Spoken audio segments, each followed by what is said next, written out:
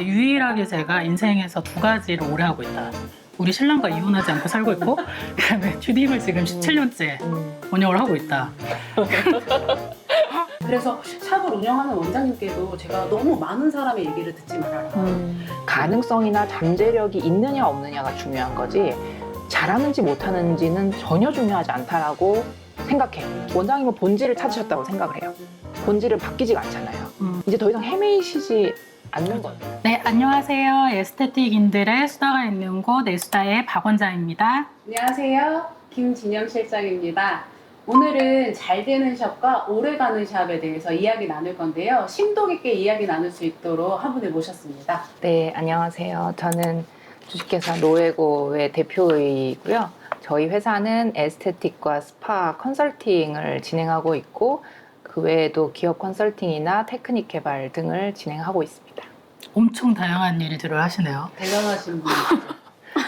다양하다고 말씀 주시긴 하는데 저한테 있어서는 하나의 일이거든요. 그러니까 에스테틱과 스파가 많은 사람들에게 사랑을 받게 하기 위해서는 어떤 하나만이 필요한 게 아니라 통합적인 게 필요하다 보니까 다 같이 진행하고 있는데 많은 분들이 보시기에는 많은 일을 한다 이렇게 생각을 하시는 것 같아요. 그러면 보통 컨설팅 받는 샵들이 네. 신규 오픈 샵들이 많아요? 아니면 기존에 있는 샵들이 많아요? 사실 오픈 매장이 많아야 되는데 기존에 운영하셨던 분들이 거의 95% 이상인 것 같습니다. 오늘 첫 번째로 저희가 가볍게 아이스 브레이킹 시간을 좀 가져보려고 해요. 자, 오늘의 주제가 오래가는 샵인 주제잖아요. 지금까지 제일 오래 했던 것들에 대해서 이야기 나눠보고 싶거든요. 제가 먼저 조금 얘기하자면 제가 이제 나이를 오픈하고 싶지 않지만 전 40대. 근데 제가 18살 때부터 피부 미용을 배웠거든요. 그러니까 저는 사실 진짜로 한 가지를 배우면 끝까지 좀 잘 못하고 저희 아버지도 항상 저한테 너는 참 진드다니 하지 못한다 이렇게 얘기하실 정도거든요.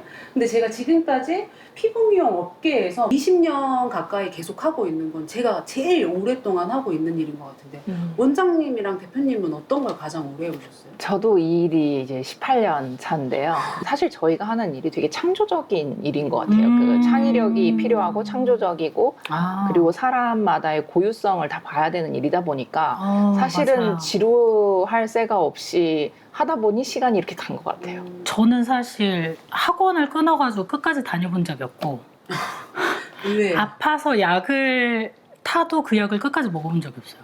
저는 진짜 뭔가 오래 못하고 엄청 즉흥적이고 진짜 극단의 피라고 제가 말씀 많이 드리거든요. 유일하게 제가 인생에서 두 가지를 오래 하고 있다. 우리 신랑과 이혼하지 않고 살고 있고 그다음에 주님을 지금 17년째 운영을 하고 있다. 사실 근데 오래 했다라고 말하기가 좀 그런 게 사실 앞에 두 샵을 폐업을 했어요. 그리고 사실 듀팀을 하면서도 계속 시도하다 그만두고 시도하다 그만두고 그때 또 대표님 인연이었고 네. 그런데 왜 오래 하냐 그러면 저는 사실 좀 현실적인 이유가 있는 게 변화를 계속 주거나 새로운 것을 시도하기는 좀 어려운 나이대가 돼서 이제 책임져야 되니까 리스크를 안 갖게 되고 계속 그냥 가다 보니까 17년이 왔더라고요. 저는 원장님 말씀 들으면서 뭔가 새로운 걸 계속 하시면서 그 생명력을 스스로 만들어내셨다는 생각을 했어요, 저는. 그런데 저 또한 한 가지 일을 하고 있고 그 한 가지 일에서 다양성을 가지고 변모하면서 온 것 같거든요. 사실은 보면 오랫동안 하는 샵들이 잘 된다라고 말할 수는 없잖아요. 근데 우리 원장님이 아까 두 번의 폐업을 하셨다고 하셨는데 왜 폐업을 하셨어요? 너무 오래전이라 이게- 한 20년 전이라 첫 번째 샵은 사실 매출이 적게 나오지 않았던 것 같아요. 매출은 잘 나왔는데 한 1년 6개월 만에 사실 샵을 접었거든요. 쉽게 제가 얘기를 하면 사실 제품비에 깔려 죽었다라고 얘기를 많이 해요. 첫 샵이었고 주변에서 뭐가 잘 돼, 뭐가 좋대 이러면 그거 드리면 더 잘할 수 있을 것 같고 또 제품이 한번 들어오면 매출이 이렇게 순간적으로 빵 뜨는 기간이 있잖아요. 근데 문제는 그 다음 액션이 없는 거예요. 그러면 또 새로운 제품을 드려.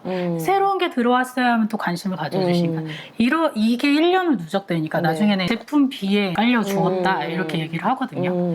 첫 번째 샵은 그래서 매출은 높은데 잘 들여다보면 그냥 쇼핑 강정 같은 저희가 잘 되는 샵, 오래 가는 샵 이렇게 얘기를 하지만 잘 된다 그래서 오래 가는 건 또 아닌 것 같아요.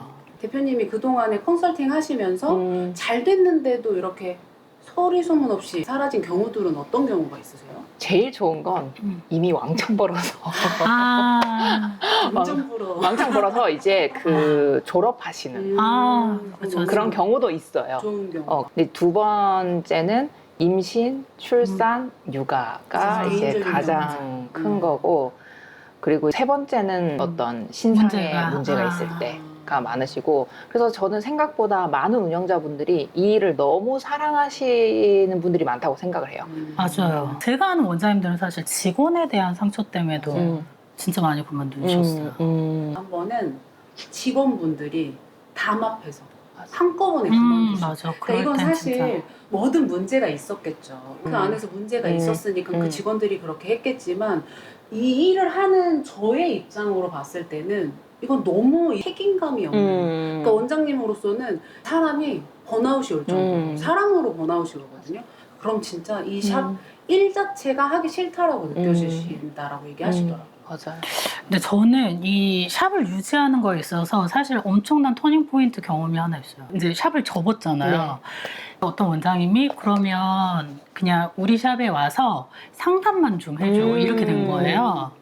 근데 그 원장님이 한 10년 차? 그 자리에서 10년 차. 근데 이제 궁금한 거예요.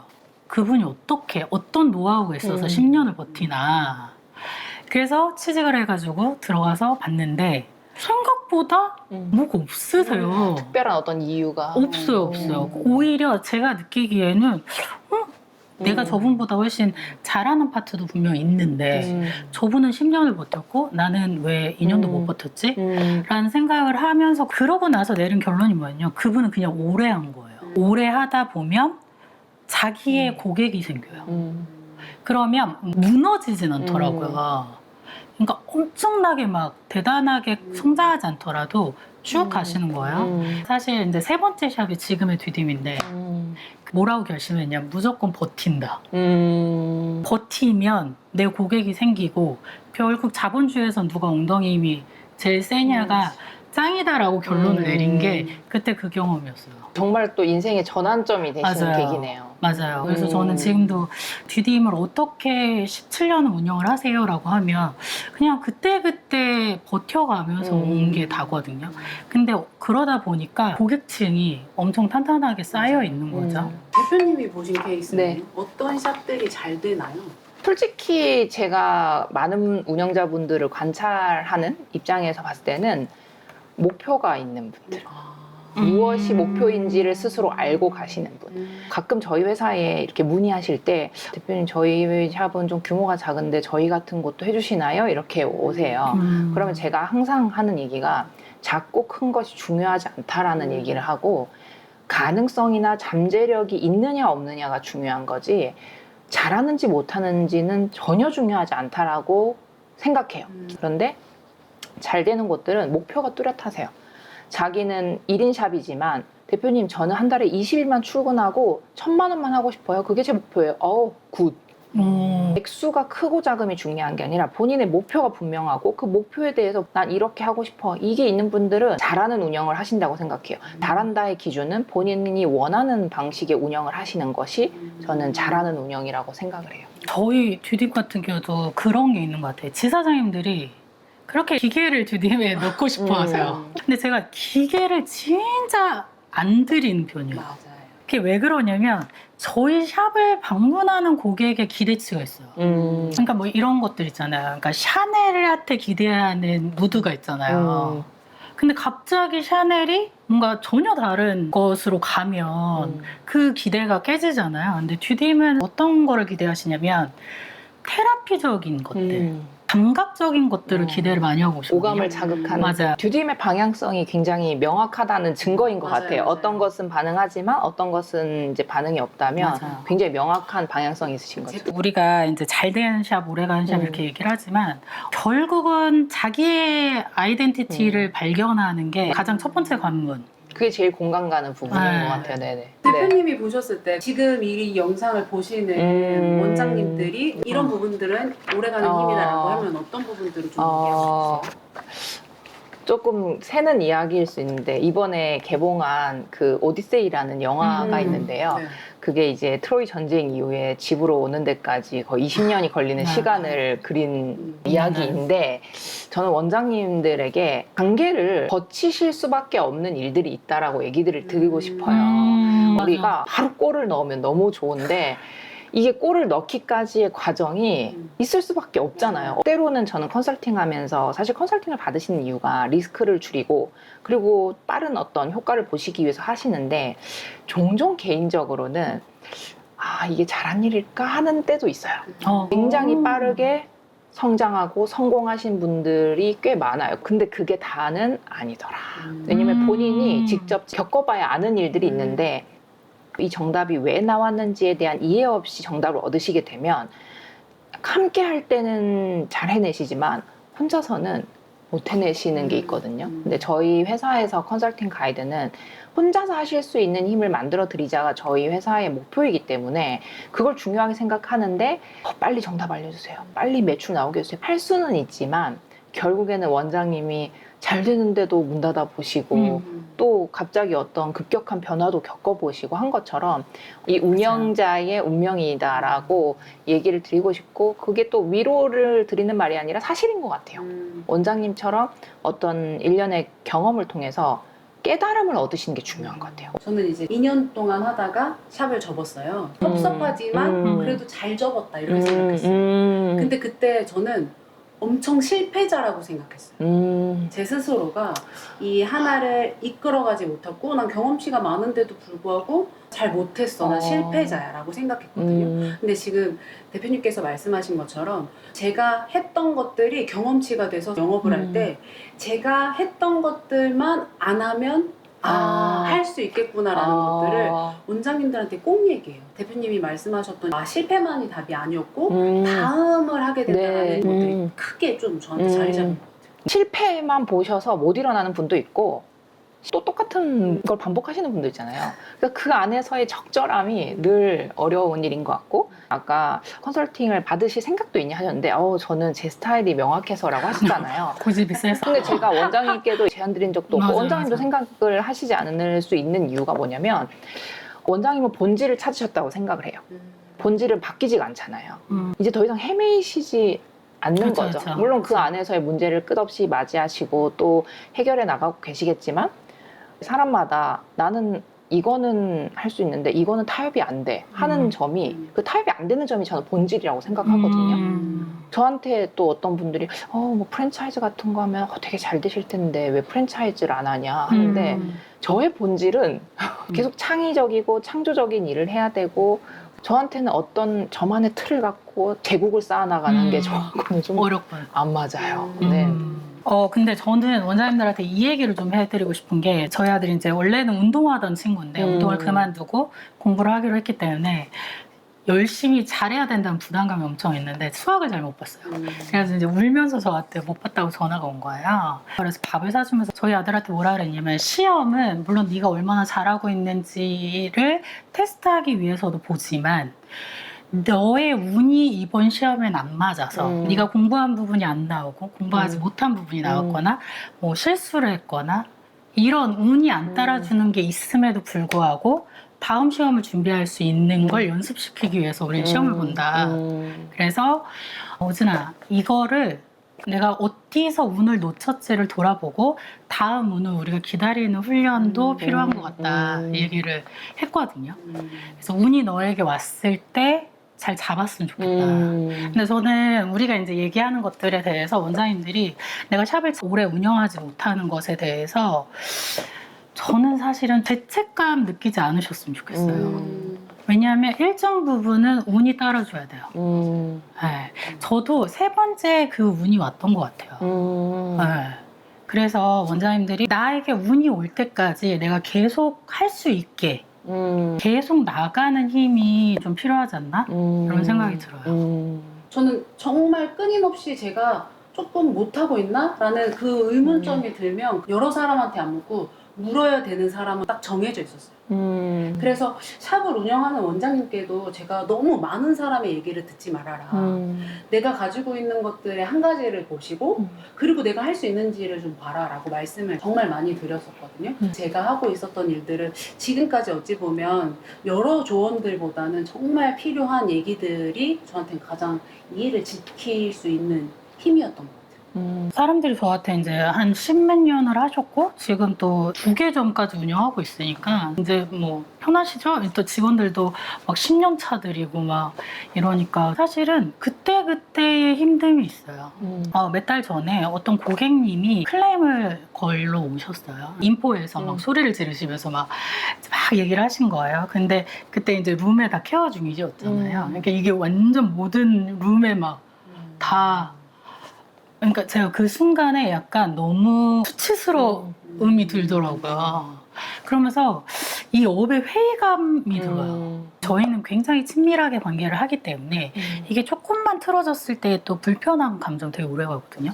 내가 이렇게 최선을 다해도 전달되지 않는 마음들이 있구나라는 생각에 20년 차인데도 약간 멘탈이 흔들려서 회의가 왔어요. 2년 전에 저희 샵 다니시던 분인데 이사를 가셔서 못 오셨는데 예약을 하고 오신 거예요. 그래서 다시 이사를 오셨냐 이랬더니 그게 아니고 집 근처에서 다 찾아보고 다녀봤는데 저희 샵만 한 데가 없더라. 이제 티켓팅을 하고 가시는데 그분 때문에 그날 하루의 그 위로가 너무 되는 거예요. 그런 에피소드들이 저를 계속 가게 하는 것 같아요. 내가 잘하고 있구나. 그리고 알아주는구나. 이래서 저는 원장님들이 환기할 수 있는 부분을 많이 만드시면 오래 갈 수 있다. 저는 원장님과의 인연이 그런 것 같아요. 저는 이제 회사 생활을 첫 직장에서 10년을 다니고 그게 마지막 직장이 됐거든요. 그만두고 한 8개월 정도를 쉰 시기가 있었어요. 그때 어떤 문제가 있거나 누군가 때문이거나 이랬던 게 아니라 그냥 저를 쉬게 만들었던 순간이 있었는데 그때 많은 회의감이나 뭔가 억울함이나 답답함이 있었는데 그때 원장님께서 저한테 연락을 주셨어요. 되게 생뚱맞게, 그죠? 원장님과 제가 아주 친분이 있거나 거래를 하거나 이러지 않았었는데 이런 걸 하는데 한번 나와줄 수 있냐 이렇게 얘기를 하셨었거든요. 맞아요. 근데 그런 것처럼 자연스럽게 내가 운이 없을 때 누군가 운을 바꿔주는 사람이 인생의 선물처럼 찾아오는 순간이 늘 있는데 너무 마음의 문을 닫고 지내면 다시 시작되지 않는 것 같아요. 근데 저는 원장님과의 인연이 그랬던 부분이었고 원장님께서 또 연락이 오셔서 뭔가 또 새로운 걸 하는데 나와줄 수 있냐 하시는 거예요. 근데 제가 너무나 흔쾌히 말씀을 드릴 수 있었던 건 그때 그 기억이 떠올라서였거든요. 그냥 어떤 의도나 뭐 어떤 게 아니라 그냥 한번 이런 거 해보면 어때요? 하시는 그 말씀이 다시 떠오르면서 지금 데자뷰처럼 느껴졌어요. 그래서 많은 분들께서 어려움에 봉착해 계시고 또 이걸 계속 가야 되나 말아야 되나 이런 게 있으실 때 나에게 찾아오는 다른 사람의 운을 받아들이셔서 따라가 보시면 또 한동안은 더 갈 수 있는 힘이 생기지 않을까 이런 생각이 듭니다. 에스테틱은 사실 너무 폐쇄적이고 전 그게 좀 열렸으면 좋겠는 바람이 항상 있어요. 그래서 우리도 여러 샵들이 같이 콜라보도 해보고 여러 브랜드들이 콜라보도 해보고 좀 그렇게 여러 가지 재미난 이벤트들을 만들어 보고 싶고 그렇거든요.